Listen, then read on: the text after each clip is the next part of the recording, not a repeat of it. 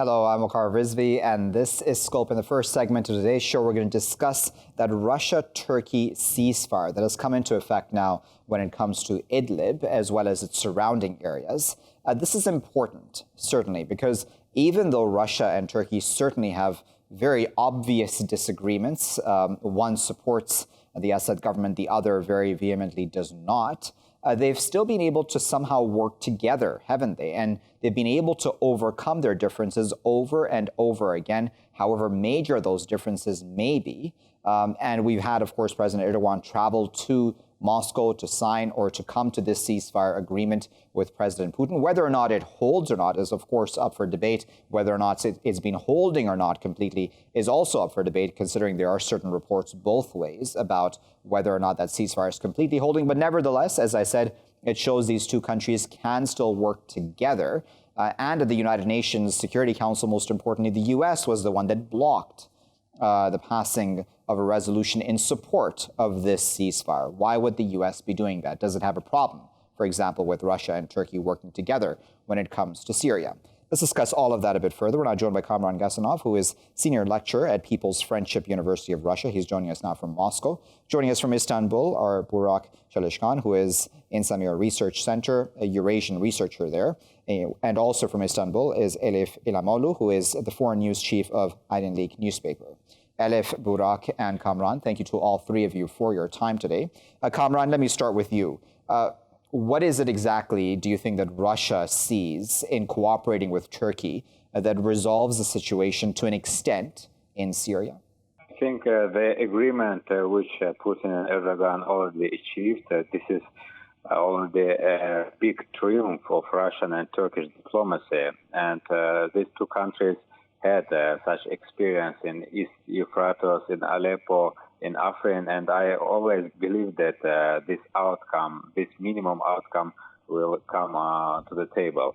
Because if we analyze recent days, just yesterday, two countries stood on the brink of war, and now they have reached a de-escalation, and they avoid a possible conflict, possible clash between Russian and Turkish army.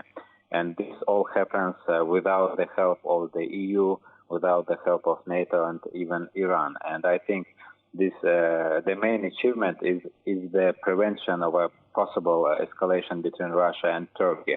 Yeah. How it will work, it is another question, because still we have Al-Nusra in Idlib, and this will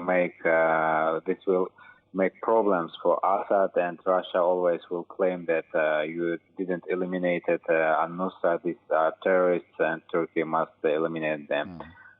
From the other side, for Assad, it will be now difficult to go through reduce of Turkish army, because according to this agreement, Turkish police will control the north part of M4 highway, and Russia M4 highway in the south part. So the possibility of a conflict, of continuation of military operation is now very difficult. And I think this is the sign that now we should start a political process. Okay, so Elif, what are your thoughts on this? Because again, as I said, there have been a number of times over the years where many people have said that Russia and Turkey would have a direct confrontation of some sorts. And there we can possibly talk about a number of events over the past years where these countries have had disagreements, but somehow they've been able to diplomatically resolve all of that. Why is that, do you think? Firstly, Russia and Turkey have lots of common interests. The both leaders say that several times. And now there's a really positive atmosphere in Turkey. I think not also in Turkey, but also in Russia. Yes, there was before the meeting, before the Moscow agreement, there was a really high tension in the field. But on the contrary, if we look at the leaders, what are they saying? What were they saying? They tried to reduce the tension. For example, Kremlin said they have Russia and Turkey lots of common interests.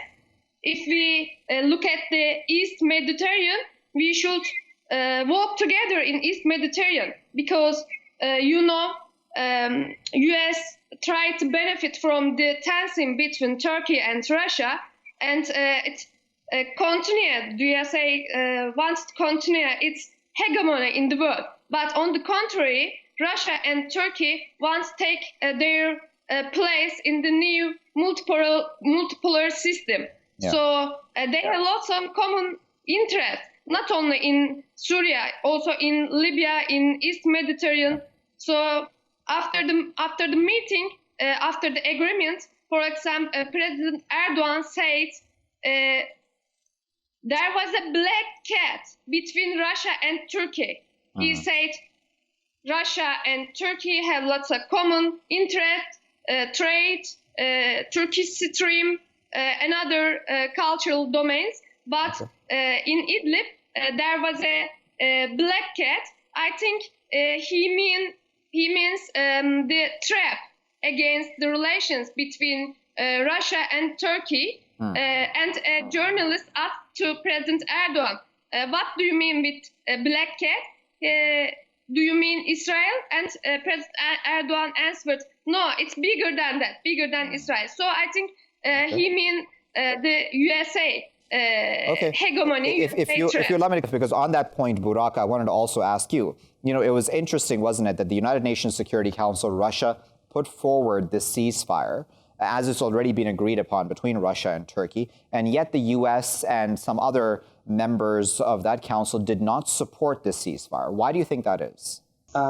Actually, it was interesting question because I think Turkey and Russian relation is not perfect. Actually, two countries have many problems for the years. In the history, they have many war and problems. But last 20 years, Erdogan and Putin and two strong leaders, they have cooperation for tourism, economic, and some actually security against the West. But two actors have many problems, particularly since mid-2015, Russian interference in the regional problems relating directly to interests of Turkey, notable in Syria crisis, has tensed Turkey-Russia relations for a long time, though normalization process began in Turkey-Russian relations and a certain cooperation was ensured. Divergences of the two countries on Caucasus, Middle East, Libya, and East Mediterranean, energy, and Black Sea, and conflicts of interest actually continue. And just I don't think it is this ceasefire not ended the problems in the Syria. Okay. Indeed. No, so your point, Kamran. So that's a good point that Burak there is making. The fact that if we talk about the differences between these countries, we can probably make quite a long list, right?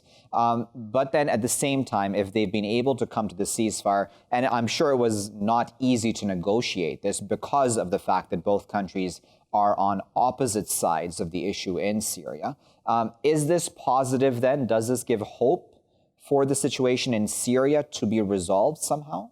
I think anyway this is a positive solution, because if we consider the interest, for example, of Assad,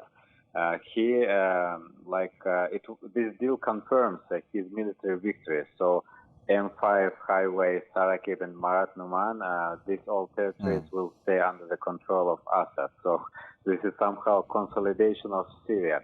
And at the same time, I remember that Turkish Foreign Minister Mevlut Çavuşoğlu, he said that we support the territorial integrity of Syria, and this means that Turkey is interested to keep Syria as a whole state. Because as for Russia, as for Assad and Turkey, it's very important to keep the sovereignty and the unity of Syria, because we shouldn't forget about the problem of Kurds, that after this resolution of problem of Idlib, we will deal with East Euphrates, and I'm not sure that the United States will surrender this territory because there are a lot of oil, and they are interested to keep their presence in East Euphrates, and this is a big threat for Turkey, big threat for Assad, and I think after the Idlib,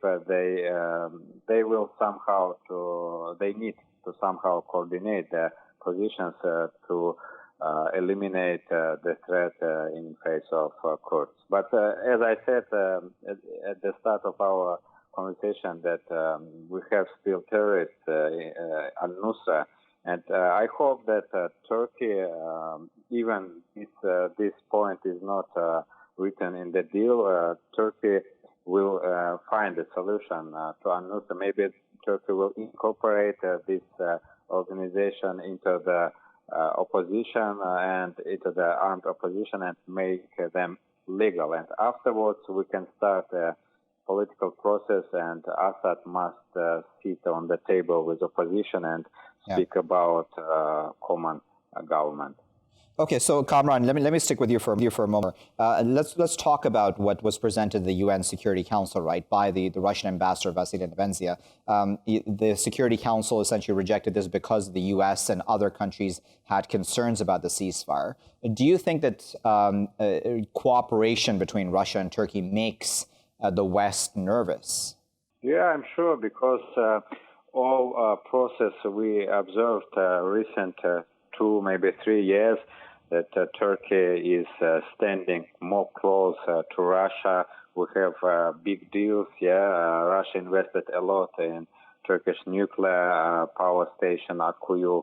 We built already Turkish Stream. We sold S-400 missile systems. This all things makes the United States unhappy, and they maybe hope that this problem of Idlib will continue. Maybe it will not come to the war, because NATO is also not interested in a third world war. But the situation, it would be beneficial for the United States to keep it as it was, and to risk Russian-Turkish projects, because we have also big investments from Turkey to Russia. It's about $4 billion in construction industry, and in summer Turkey will wait about more than 5 million Russian tourists. Okay, so let me go to Elif, if you allow me, Kamran. Elif, on this question of Russia-Turkey cooperation, as you had mentioned earlier as well, Elif, about the United States and the role it is playing right now, not just in Syria, but just possibly in trying to keep these countries as divided as possible. What of the fact that Turkey is a NATO member also? I mean, how is Turkey able to balance the fact that it is both a NATO member and also close to Russia? Yes, Turkey is a NATO member, but if we look at the national interest of Turkey, we can see the main interest of Turkey is in this region now. We can say that the cooperation between Russia, Iran, China, the region countries. If you look at the last few years, we can say that the decisions about our region now taking in these countries, Astana, Sochi, the meetings in Ankara, Moscow, Tehran. So we can say that it's the main concern of United States and also United Nations. Because of that, they are trying to impede this process. So if you look at the main concerns of Turkey in Idlib, we can say that the refugee influx and also terror, Al-Qaeda, PYD, PKK, claiming the terrorist organizations in our border. So how can we solve these problems without collaborating Russia, Syria, Iran? For example, the meeting between Putin and President Erdogan, the president of Syria, Bashar Assad, did an explanation. He said, if we clean the terrorist organization in Idlib, we will turn our face to the east. He means the PYD, PKK terrorist organization. So yes, it's the main concern also Turkey. If we can collaborate on the field with not only with Russia, also with Syria, we can provide to solve our concerns, solve the crisis between these countries. But then, Elif, the question remains, I think, for Russia and Syria, the question remains that does Turkey respect the sovereignty of Syria? Yes, President Erdogan and Mevlut Çavuşoğlu, other leaders said it several times. The main concern of Turkey in Syria is terrorist organizations. So it's if we can solve this problem, we can also provide the sovereignty of Syria. Okay, so Kamran, let me go to you then for a moment, because if we're talking about the future of Idlib then, because that situation is not yet resolved, right? I mean, the situation in Idlib somehow needs to be dealt with politically, militarily, however. What do you think will happen in the future? It's actually a question very few experts can answer, because as I said that until the Jabhat al-Nusra is present in Idlib, the situation always will be nervous, and Russia always will claim that Turkey must do something with them. For now, the main achievement was that the influx of refugees is stopped, and this is very important not only for Turkey as well for the European Union. I think that Turkey must, this is the obligation of Turkey, because Russia has no influence on Jabhat al-Nusra. Maybe they will find some solution, will move maybe them to Libya, or they eliminate just them, kill, or they reorganize them, make a new label, another organization, but it will be opposition, and Turkish diplomacy will ask Russia to accept them as a armed opposition. At the same time, I think if Turkey succeeds with this, it also needs to acknowledge Assad. And I see some signs of acknowledge from Turkish side, because at his last speech, Erdogan didn't call Assad's regime. And I think this is a big progress, because how Turkish experts can say that Assad is like animal, he killed a lot of people, but he has power. He controls the most of territory of Syria, the most of population, and even with evil, we should speak. If we want to stop violence, we should speak even with evil. Okay, so Elif, I'll give you the final comment. Do you think that Russia and Turkey can work together to resolve the situation permanently in Idlib? They have to work. They haven't any chance without working together, because they have also common interest in Idlib. If Turkey wants to clean the PYD in the east of Europe, right? Firstly, we should do our main purpose in the what they taking decision in Astana and Sochi. We should help to cleaning the terrorist organization in Idlib. So there aren't another choice for the solving the refugee influx, for the solving the terrorists in Idlib, also in the east of Europe. We should cooperate with Russia, but not only with Russia. I agree, my friend. We should also collaborate with directly, not the head of the Russia, directly with the government of Assad. Okay, we'll leave there as a word, but we appreciate all three of our guests today. That was Kamran speaking to us from Moscow, and Burak and Elif, who were both speaking to us from Istanbul. We appreciate their insight. The situation, as all of our guests have agreed, between Russia and Turkey is certainly a sensitive one, where they have a lot of differences, but they have a lot of common interests as well, a lot of business interests, etc., between the two countries. But it's beyond that too, right? It's where at the UN Security Council, you have the Russians presenting this ceasefire, Western countries rejecting it. That strikes one as a bit odd. Certainly, the Western countries may have some legitimate concerns. I'm not saying that those concerns are not legitimate. However, it's odd that you would reject a ceasefire where if your claim is that you're worried about humanitarian issues within Syria, why not accept a ceasefire as it's being decided between the Russians and the Turks at this time? And as two of our guests at least have said, the Turks will at some point in time need to speak to the Syrians directly. And I'm talking specifically about the Assad government here. As hard as that may be, as sensitive as that may be, as impossible almost as that may be to think about right now, that will need to occur. And possibly Turkey is taking steps in that regard already behind the scenes. We'll keep a close eye on that, of course, here in Scope. I'll be back with my next segment after this break. Welcome back, viewers. You're still here on Scope with me, Waqar Rizvi. In this segment, I'm going to discuss a report that's come out which says that for the second year in a row, the number of white terror suspects being arrested in the UK has outstripped those of Asian appearance and others.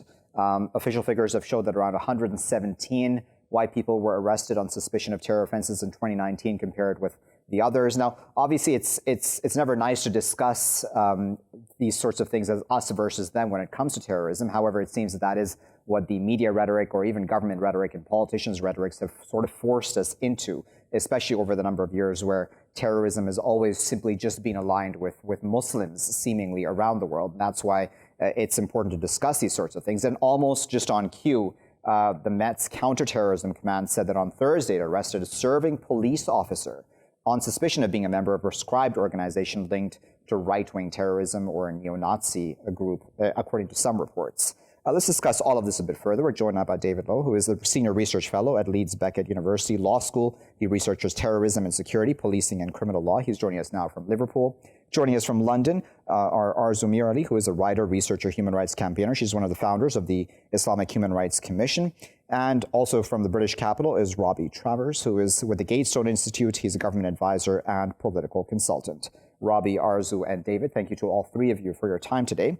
Robbie, let me start with you. What do you make of this sort of a report? As I said, it's never ideal to discuss these sorts of things just based on color of skin or otherwise. But is it important for us to realize that now far-right extremism is probably a greater threat? Absolutely. And I think this is really important that we do discuss this in an adult manner in which we can understand that we are not blaming all people, we are not victimizing people, we are simply saying that there is a growing threat. And there is most obviously a growing threat from far-right terrorism that I do not think has necessarily been taken seriously for quite some time. And I think people need to be aware that this threat is growing. It is becoming far more common. And in fact, really what I would say is I think there's been a great deal of research that I personally think is very sound on the fact that they think that actually we need to tackle both Islamic extremism and white supremacism, neo-Nazism, but actually they are feeding each other in some form of feedback loop. What you're seeing is both groups are getting stronger and stronger and stronger because of the souring of community relations, the tension they bring. So actually, I think tackling terrorism, when we're looking at this, we can't just say we're tackling one group. These groups are feeding each other and are growing stronger off the activities of one another as well. So we need to also look at this from a holistic level and tackle both at the same time. And I think that that's why it's so important that we do start talking about white supremacy groups, we do start talking about neo-Nazi groups, and we do start understanding the role that they play in radicalizing not just white individuals to join their cause, but also in creating racism that also feeds the other side. Yeah. Arzu, what do you make of that? Because that's a very pertinent point, doesn't it? Where at the root of a lot of this is just pure racism. You know, I think there's an awful lot of very interesting research, in fact, quite credible research that actually talks about the rise of far-right ideologies, groups, extremism as a kind of a two-way process, not between so-called extreme Muslims or Islamists or however else you might want to frame people who commit acts of political violence or organize in certain ways that we find beyond the pale from the Muslim community or Muslim groups. But actually the relationship between the discourse of the state and the rights of far-right ideology, I'm thinking of Aaron Kunani, I'm thinking of Elif, I'm thinking of Kid, just a few. And I think we have to really start taking this very seriously. If we keep talking about the state as some kind of neutral, taking a neutral position as being just some sort of arbiter of extremes in society, we are going to miss really a very core part of the problem of the societal mess that we are in, including and in particular with regard to acts of political violence and mobilization around extreme ideologies, whether they're far right, Muslim, etc. And I think the fact that we've seen, we've heard for many years, okay, all right, the mainstream has, taken ideas from the far right about immigration, about this, that, the other, and mainstreamed them. And that's an accusation that has been going on for decades now. We have to think about how that works in the counter. When you have a kind of supposedly counter-terrorism discourse that has focused so severely and strongly on Muslims. We've had a political discourse that's been talking about the breakdown of multiculturalism, et cetera, et cetera. We need to be sort of waking up to the fact that we have far-right mobilization, including far-right mobilization, which is violent, that talks about exactly these things, about Islamism, jihadism, they call themselves often the counter-jihad movement, right? And also talking about multiculturalism. We can find that again and again and again in the cases that are coming up. So I think perhaps we have to really be looking at the state's role in this. And of course that applies to other forms of violent organization or violent ideologies. But I think this particular one, I think as the previous guest said, has been overlooked for a long time. But I think we have to also kind of look at where blame for this lies as well, whether it's overt or direct or, it was intended, or whether it was just a kind of very careless and sorry byproduct of what has been a really quite pernicious rhetoric from different governments over the last couple of decades. Okay, so David, let's tackle that head on then. What do you think the role of government has been in creating these divisions, these possibly even allowing for these sorts of extreme ideologies?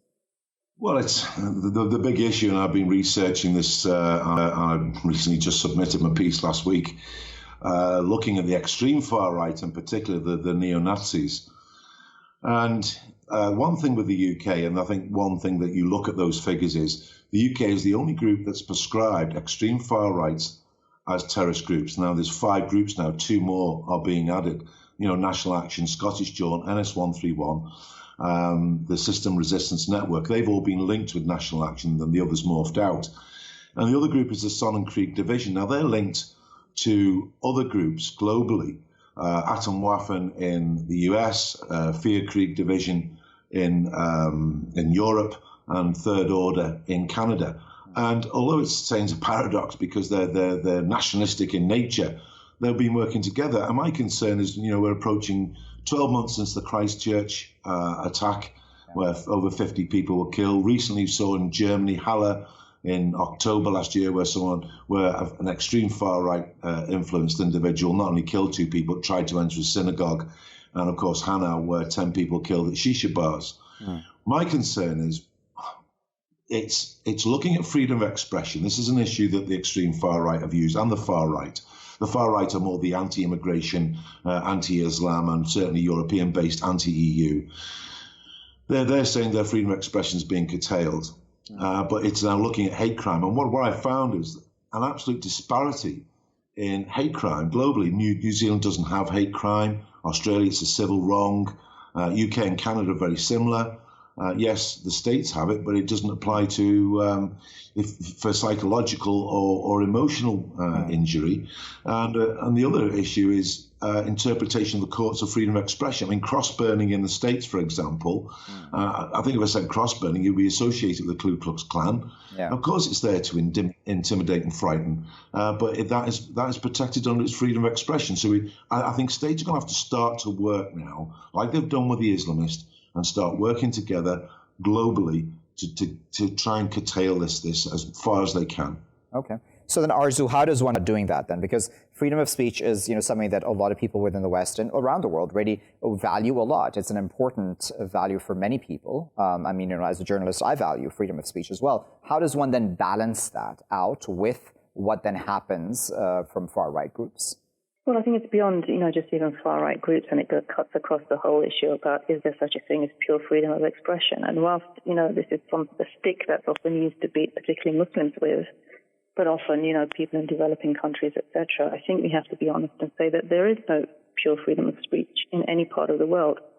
Just look at the UK. You can be done for glorifying terrorism in the most kind of widest sense of interpretation and so on and so forth. And, it's not a wrong thing The problem we have with legislating, and it's always going to be there, is that there will always be mistakes and there will always be excesses by the courts, etc. And there are always going to be grey lines. And the problem that we have is that we don't have an honest discussion about this as to how we can actually develop laws which are not going to be overly used to curtail legitimate freedom of expression, and also the recognition that, it's just never going to be perfect, and we're going to have a lot of safeguards and a lot of kind of, frankly, appeals procedures, etc., that kind of try and safeguard this particular issue. We can go into lots of nitty-gritty and details, but we're in a kind of schizophrenic mode, particularly in westernized countries, with regard to this issue, and that has to go now. We can no longer be going on and on about pure freedom of expression without continuously legislating against it. But it's okay because it's targeting, just discrete groups of people, whether it's the far right or Muslims or this or that or the other. We have to have a holistic approach, and one that we recognize needs to be continuously monitored and checked for abuses. Okay, so let me bring in Robbie. Robbie, on this issue of speech, because as David had said earlier, that is something that is used a lot by the far right, right? When they're talking about their rhetoric, or if their freedom of speech in their minds, at least, are being curtailed. What do you think is a mechanism, or how does one, do you think, balance out hate speech versus just free speech, or what should be allowed for within society? Well, when one is doing it, one has to do so in a way that means that these individuals are not on either side disadvantaged. You cannot have one rule for one group and one rule for another group. And what we have far too often seen is that, for example, one group is curtailed in their right to expression, and yet other groups are allowed to have their right to expression. You must have an equal policy that disadvantages or controls speech equally amongst groups. And otherwise, if you start doing this, what you start seeing is groups complaining that they don't have a right to freedom of expression, and yet another group does. And that leads to all forms of problems. There are multiple ways of doing this, and there are arguments that if you control speech too much, it leads to a further backlash. There are arguments that if you don't control that speech, you simply are allowing far too much hate speeching to go on. But if we are doing this, we have to ensure that both groups that we are tackling are multiple groups, because there are more than just Islamic terrorism and white supremacist ideologies that are causing severe problems. You have to tackle and deal with both of them.